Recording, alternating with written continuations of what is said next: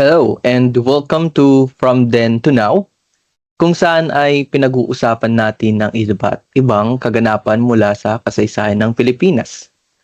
At ang kaugnayan nito sa kasalukuyan, ako si Duray. At ako naman si Elijah na muling nagbabalik para sa isa na namang episode na paglalakbay sa ating nakaraan.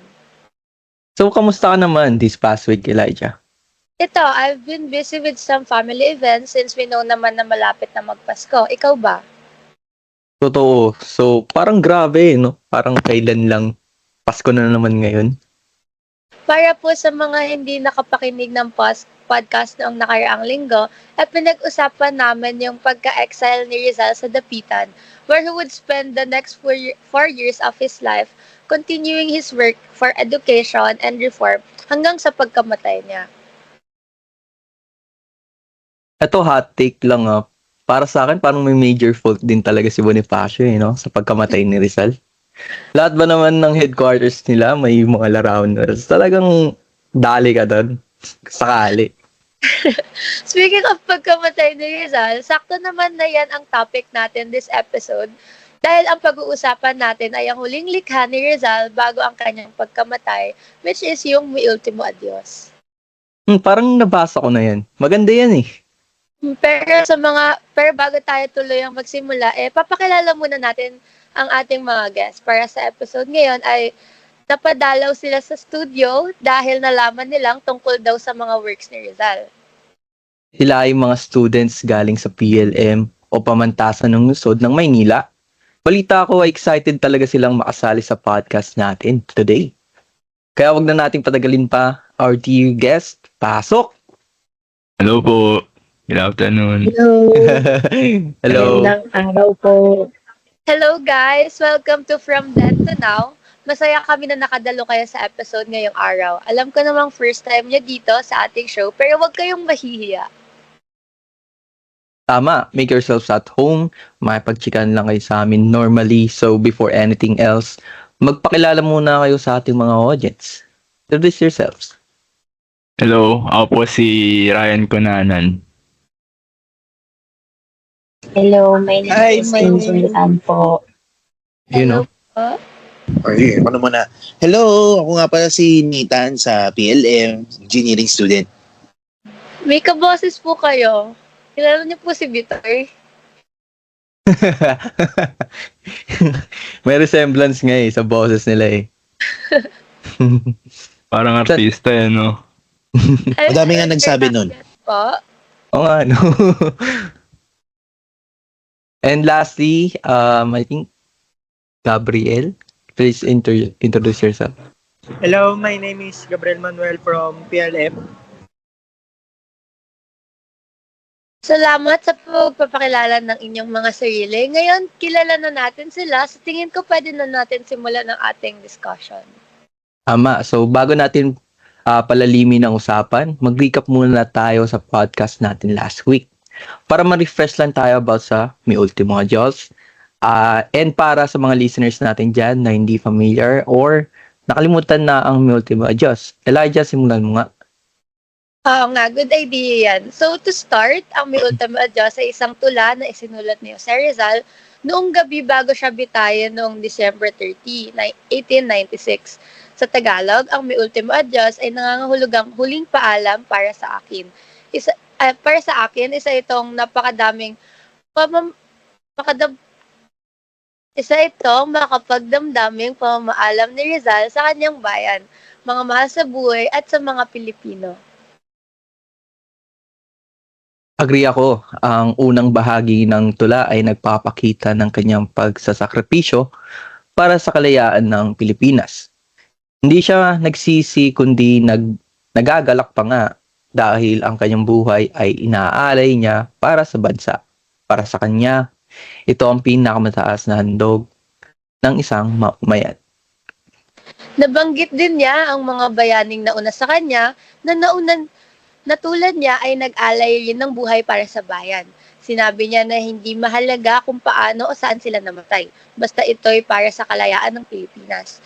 Talagang random mo ang pagmamahal niya sa bayan mula simula pa lang. At syempre, napaka-poetic ng mga linya niya. Gumamit siya ng imaginary na may kinalaman sa kalikasan. Tulad ng ilaw ng araw, dilim ng gabi, at mga bulaklak. Para ilarawan ang kanyang damdamin. Kitang-kita din dito yung respeto niya sa kalikasan at kung paano niya inuugnay ito sa buhay ng Pilipinas. True, pero ang isa pang tumatatak sa akin ay yung sinabi niya na kahit matapos ang kanyang buhay, gusto niyang manatiling bahagi pa rin siya ng inang bayan sa pamamagitan ng kanyang mga ideya at kahit sa simpleng paglibing sa kanya sa sariling lupa. Oo, lalo na sa mga stanza kung saan sinabi niya hindi mahalaga kung makalimutan siya ng tao. Basta't ang kanyang alaala at mga naiiwang prinsipyo ay magpapatuloy na magbigay ng inspirasyon para sa susunod na henerasyon. Parang sinasabi niya na kahit wala na siya, ang kanyang ambag para sa kalayaan ay mananatili. At sa huling bahagi ng tula, nagpaalam siya sa kanyang ama't ina, mga kaibigan, at syempre kay Josephine Bracken. Makikita mo rin dito yung optimism niya. Umaasa pa rin siya na isang araw, magiging malaya ang Pilipinas. Ang powerful, di ba? Kaya sobrang iconic na itong may ultimo adios eh. Hindi lang ito isang tula ng pamamaalam, kundi isang manifesto ng pagmamahal, sakripisyo at pag-asa para sa bayan. At dahil dito, marami ang nagkakaroon ng iba't ibang interpretasyon sa tula. Yan naman ang i-explore natin kasama ang ating mga guests ngayong araw. Excited na akong marinig ang mga insights nila. Totoo. Kaya naman ngayon, ang focus natin ay mas palalimin pa ang pag-unawa sa may ultimo Diyos. Ano nga bang sinasabi nito? At paano pa rin ito may connection sa buhay natin ngayon bilang mga kabataan? Oo nga. Simulan natin pag-usapan sa tanong na ito. Ryan, ikaw muna. Anong naiisip mo tuwing binabasa mo ang tula? Napansin ko sa tula ni Rizal yung themes ng patriotism, sacrifice, at hope. Kada stanza talaga may pagpapakita ng pagmamahal niya sa Pilipinas eh. For instance sa first stanza, kahit malungkot siya kasi syempre malapit na siyang mamatay, tanggap niya na purposeful yung sacrifice niya for the greater good ng bansa. Hina-highlight talaga dito yung pagiging unselfish niya, which for me is the ultimate expression ng patriotism. He was also very optimistic towards our country na ma-achieve yung freedom and prosperity. Tapos ginamit niya pa yung dugo niya as a symbol of renewal na magkakaroon ng bright future ang Pilipinas. Di lang ito nag-serve as goodbye yung ultimo adios, but also to inspire yung mga naiwang Filipinos to continue fighting injustices. Towards sa pagtatapos ng poem, he continued to remind the next generations of Pinoys to value sacrifice. Ayun yung mga napansin ko. Mismo. Parang pare-pareho tayo ng observation sa tula na ito eh. Parang nakuha mo rin yung essence ng patriotism and sacrifice. Talagang nabasa mo to ng buong puso eh. So kitang-kita ko nga ang pag-highlight mo sa pagiging unselfish ni Rizal na even though mamamatay na siya, hindi siya natakot at tinanggap niya ito. Dahil alam niya sa sarili niya na ang pagkamatay niya ang gigising sa kamalayan ng mga Pilipino. Pwede nga nating sabihin ang buhay niya ay para sa progreso ng Pilipinas. All in all, tama ka sa mga analysis mo sa tula. Napakaganda nga eh. Kung sakali. At the end, ang tulang ito ay hindi lang paalam ni Rizal dahil isa rin itong tula tungkol sa pagmamahal sa bayan, tapang at pagkakaisa. Angel, ikaw naman, may specific na stanza ba na tumama sa'yo? For me, yung specific stanza na nagmarka sa akin talaga sa tulang to is yung sinabi niyang, when the armed struggle cease and no more remains, to hear my songs, you'll listen to the murmurings. So, sa line na to, dito ko naramdaman yung pagiging peaceful ni Rizal sa pagtanggap ng kanyang kapalaran talaga. So, hindi lang siya nag-focus sa sakripisyo or sa pagkamatay niya, kundi pati na rin sa kapayapaan na inaasam niya para sa bansa natin. So, parang sinasabi niya, na pagkatapos ng lahat ng gulo na to, dapat yung goal pa rin natin ay makamit yung tunay na kapayapaan. And then isa pa, ang unique dito ay hindi lang siya tumutok dun sa physical na sacrifice, kundi pati dun sa spiritual. Yung murmurings sa line na yun, for me parang sinasabi niya na kahit mawala na siya, yung mga alaala, awit at mga principles niya will still stay and remain here and become an inspiration for others. Para lang alon sa dagat na patuloy na naririnig kahit wala naman, hindi natin alam specifically saan nagmula. So napansin ko rin na gusto niyang i-highlight na ang tunay na pagmamahal sa bayan ay hindi lang nasa laban or sa mga protesta, kundi pati na rin sa paghahanap ng paraan para sa maayos na pagbabago. So I think this stanza serves as a reminder na hindi natin kailangan maging tulad ni Rizal na super extreme ng sacrifice para maging makabayan. So kahit sa simpleng paraan, pwede nating maipakita ang pagmamahal sa bayan. So that's my take. Grabe yung standard na pili ni Angel. Muntik na ako murmur. Totoo, Pero ayun totoo. nga. Ang ganda nga nung nung Ano? sinabi niya eh. Diba murmurings ang lalim. Tapos, ayun nga, I like your opinion about the stanza and I also believe na with our little action makes such a huge difference pag sabay-sabay natin siyang ginagawa, lalo na kung para sa bayan. So, how about you, Gabriel? Ano naman masasabi mo sa Mi Ultimo Adios? Ang Mi Ultimo Adios ay isang mga kapangyarihang tula ni Dr. Rizal na isinulat bago pa man siya hatulan ng kamatayan. Ito ay isang taos-pusong pamamaalam sa kanyang mahal na Pilipinas na nagpapahayag ng kanyang malalim na pagmamahal sa kanyang bayan at ng kanyang matatag na pag-asa para sa kalayaan nito. Ang tula ni Rizal ay isang patunay na kanyang tapang at pagsasakripisyo, tinanggap niya ang kanyang nalalapit na kamatayan nang may dangal at hinimok ang kanyang mga kapwa Pilipino na ipagpatuloy ang laban para sa kalayaan. Ang Mi Ultimo Adios ay nagsisilbing isang patuloy na paalala sa kahalagaan ng pagmamahal sa bayan at di matawarang diwa ng mga Pilipino. It's a poignant reminder that true freedom requires courage, sacrifice, and unwavering belief in a better future. Oo nga eh. Tama ka. So, kagaya nga ng sinabi ko kanina, ang tula ay tungkol sa pagmamahal sa bayan, sakripisyo at pag-asa. Nakakatuwang makita nga na yung naobserbahan mo ay dito sa tula. Dahil ang ganitong klaseng mga obra ay tiyak na may kontribusyon sa kasaysayan ng Pilipinas. Lastly, Nathan, syempre hindi ka papahuli. Anong interpretasyon mo sa tulang ito? Ayun nga no.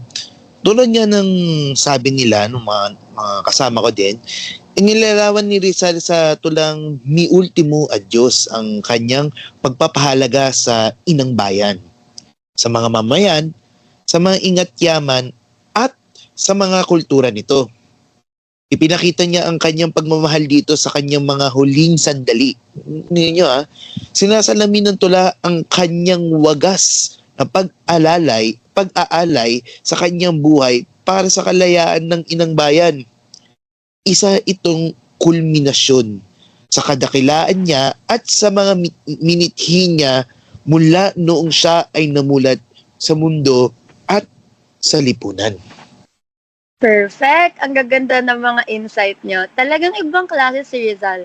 Sa isang tula lang, napakadaming pwede talagang maisip na interpretasyon. Oo nga eh. Masyado niyong ginagalingan. Baka mawalan kami ng trabaho niyan. Pero ito naman, isang tanong na medyo personal. Rizal viewed death not as an end but as a way to leave a legacy. Kayo, paano nyo gustong maalala at anong ginagawa nyo right now para ma-ensure yung legacy na yon? Ikaw, Gabriel, ikaw muna. Gusto kong maalala bilang isang taong nagbigay ng positibong pagbabago I will also work to ensure that my responses are always helpful, informative, and unbiased. Ultimately, my legacy will not be about me, but about the positive impact I had on the world and the people I interacted with. Totoo, kahit sinong tao naman siguro, kapag may nagawang maganda, ayaw nilang makalimutan nito. Pero, sabihin nating in a good way, kasi pwede siyang maging sumbat eh. Ayaw naman natin manumbat dahil masama yon. So, Totoo. so, para sa akin, tama naman yung naging sagot nito ni Gabriel na gusto nilang maalala kasi nga may naambag silang positibo sa bayan. Pero sa ngayon, Nathan, how about you? Paano mo gustong maalala? Ako pag ako kasi yung tatanungin, gusto ko maalala sa akin mga nagawa. Gusto ko maalala nila ako ang tipo ng tao na kapag naalala niya yung past nila o yung mga bagay na iniwang ko sa kanila ay maaalala nila yun. Minsan gusto ko rin na maalala nila ako dahil sa mga tinuro ko sa kanila tungkol sa buhay. Minsan naman mga bagay na tinuro ko tulad minsan ng pagluluto o kaya sa instrumento. Gayon din gusto ko rin na maalala nila ako na tao na mapagkakatiwalaan nila na sa akin lang nila naranasan dahil ako ay kakaibang tao na naging parte ng buhay nila. Kumbaga, Yeah. kakaiba ako sa kanila. Yeah, grabe yung answer ni Nathan. Pang bitoy talaga. Charot. Dami nga nagsasabi ng ganun, di ba? Ang dami mong gustong bagay na maalala para sa'yo. Pero, I think it's good to have that kind of mindset nga na maalala ka ng ibang tao pag nawala ka na. Kasi syempre nakakatakot pag nawala na yung mga taong nakakaalala sa'yo. Kasi nga, wala ka na. So, speaking of legacy, another question to you guys. Ito nabasa niyo talaga yung Ultimo Adios sa tula, ina-assume ni Rizal na ikakalat yung abo niya after niya mamatay. Pero in reality, inilibing siya sa ilalim ng monumento niya sa Luneta. Kung ang last will niyo para sa katawan niyo ay hindi nasunod, anong magiging reaction niyo? Ryan, ikaw muna. Ganda ng tanong mo So, personally, I would not be offended kasi patay na ako eh. I think dapat i-consider dito na during that time, wala talaga silang say about how they would be buried or cremated kasi yun, controlling nga yung Spanish government. Either way, hindi sasama loob ko if nilibing ako kasi gaya ni Rizal, mas mahalaga sa akin kung paano ako maalala ng mga tao na may iwanan ko. Okay. So about that, ewan ko rin kasi kung ako may last wish, sana matupad naman or masunod. Siyempre last wish na patay na Pero sa totoo, sobrang controlling talaga ng Spanish government that time. So need natin consider na baka nagkaroon ng problema na i-cremate siya or else talagang against his will na lang din talaga siyang inilibing. Pero ikaw, Angel, ano masasabi mo about this? Very subjective yung tanong, no? So, for me, personally, kung hindi masusunod yung last will ko, magiging disappointed ako, maybe, but hindi ako magagalit. Pero kasi, siguro may isip ko rin kung bakit hindi nila nagawa in the first place. So, ang last will kasi, for me, ay isang personal na paraan para magbigay parang ng sense of closure. Hindi lang para sa sarili ko, kundi para sa mga taong iiwan ko.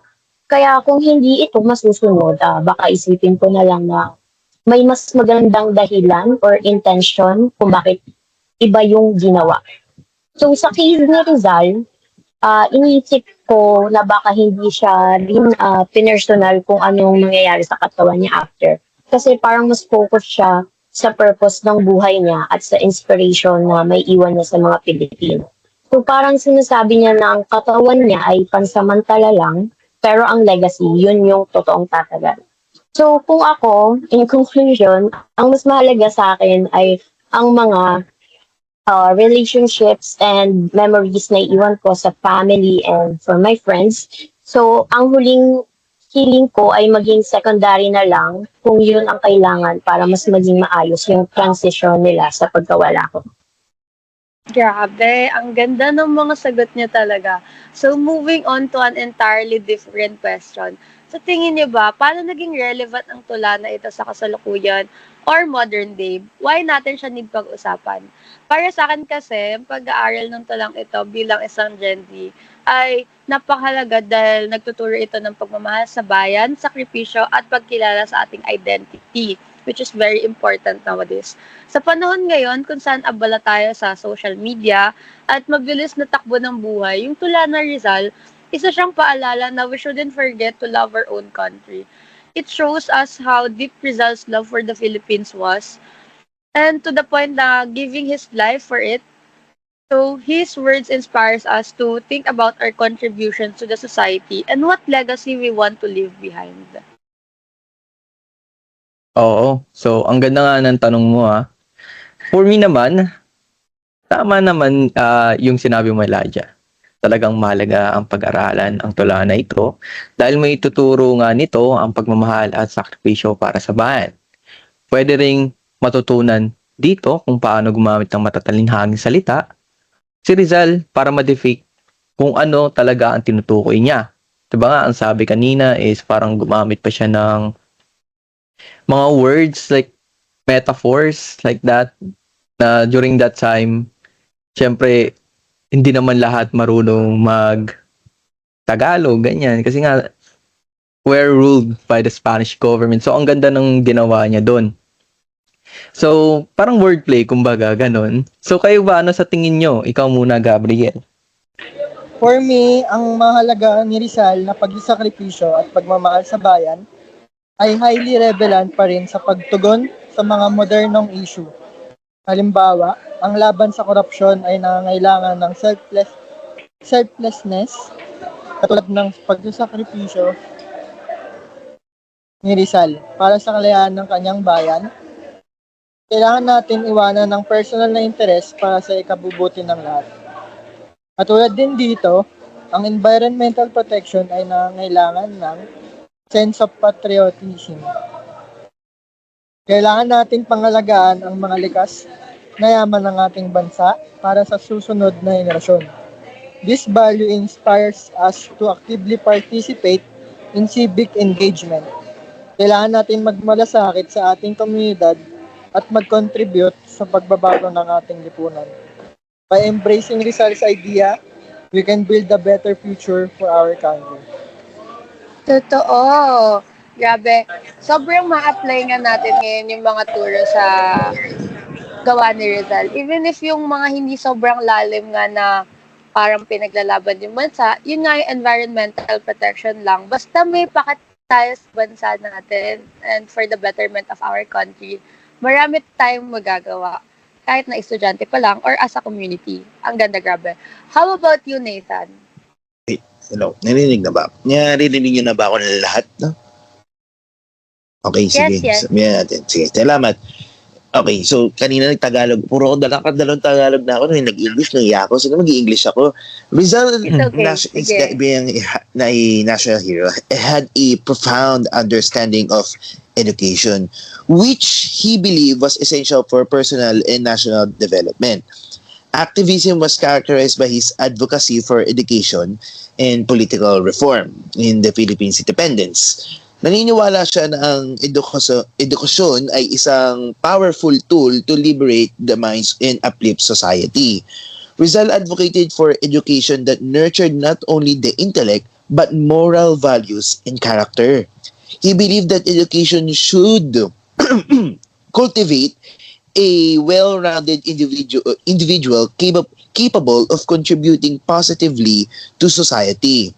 So, technically, nationalism, Rizal emphasized that the importance of education in fostering a sense of national identity and pride. Naniniwala kasi siya na dapat educated ang mga Filipinos, na wherein Filipinos would be more aware of their rights and responsibilities. Para yung sense of, ano sabi ko nga dati kanina, patriotism nila keen o sharp.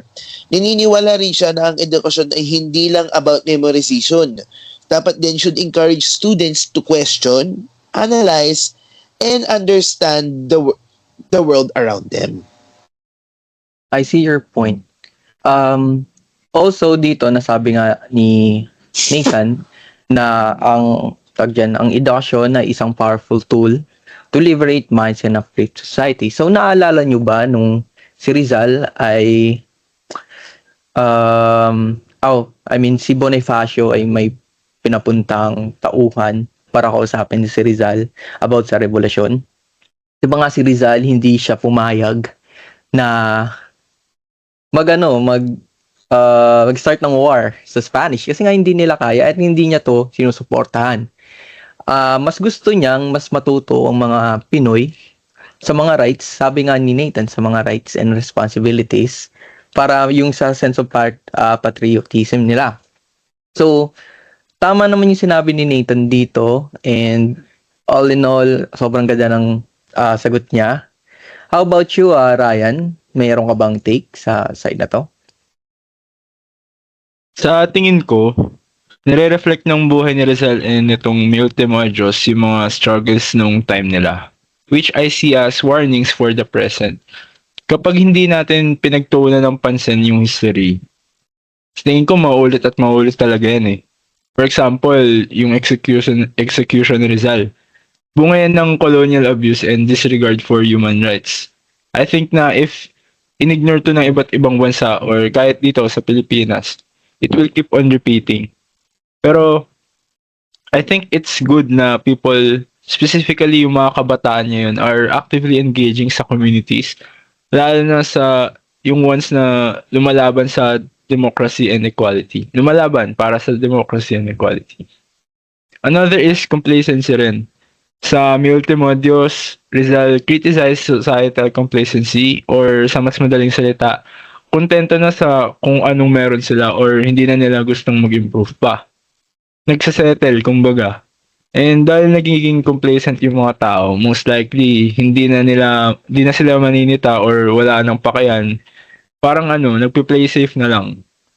This will lead to injustices and even exploitation. So, parang walang sense yung freedom na pinaglaban ni Rizal, di ba? Last, hindi lang political independence yung pinaglaban ni Rizal, but also yung cultural and intellectual awakening nating mga Pinoy.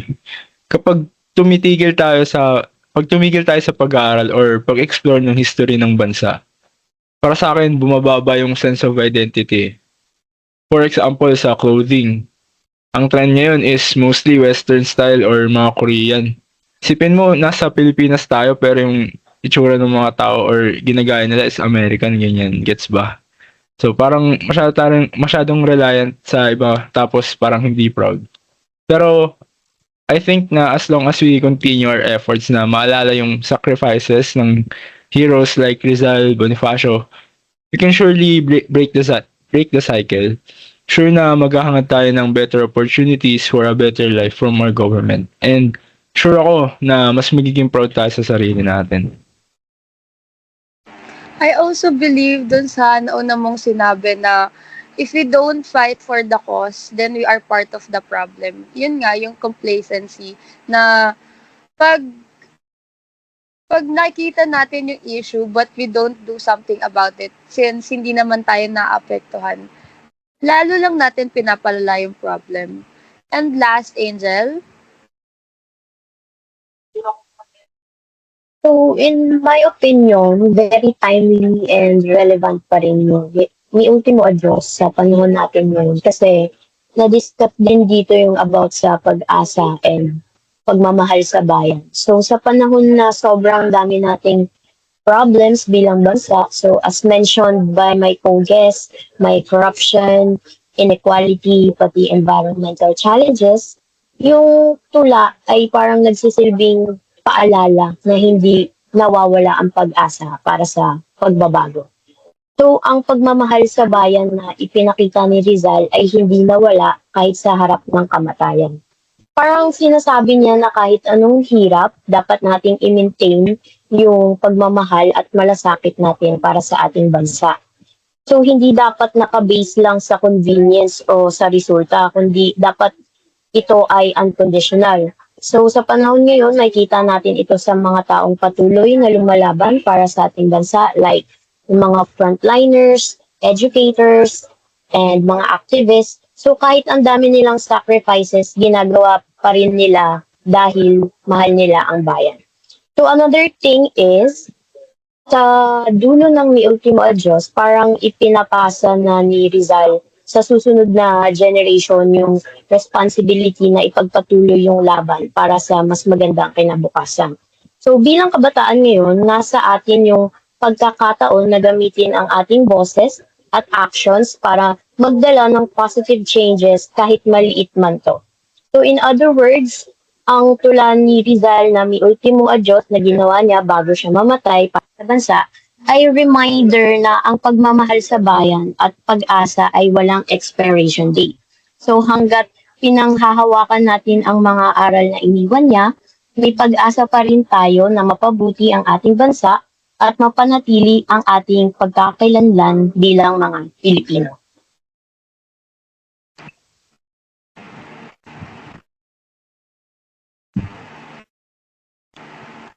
Ayan, ang gagaling. Ang dami nilang insights. Ang saya matuto, lalo na kung interesting talaga yung topic, no?